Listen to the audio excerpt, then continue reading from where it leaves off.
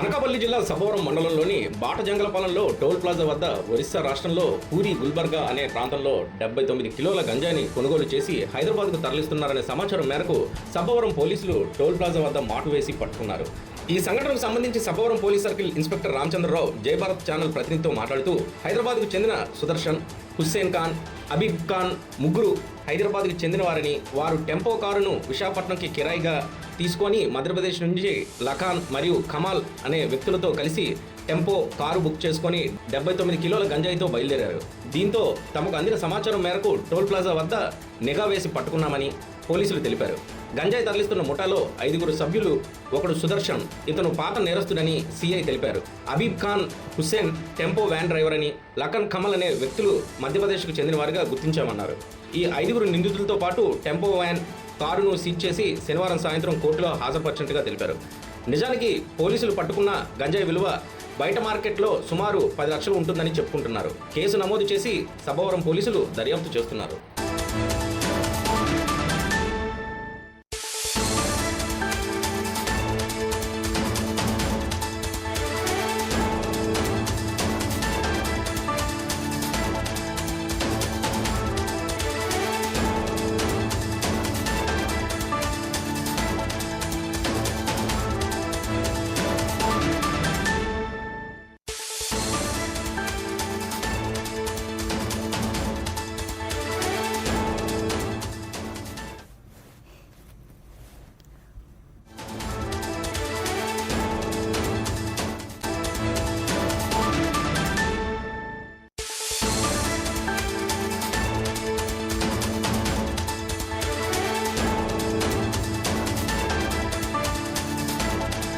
ఈరోజు రాబడిన సమాచారం మేరకు మేము మా సిబ్బంది మర్రిపాలెం టోల్గేట్ దగ్గరికి వెళ్ళాం. అక్కడ 79 కేజీలు గంజాయి, ఒక టెంపో వెహికల్, ఒక కారు, 5 మనుషుల్ని పట్టుకోవడం జరిగింది.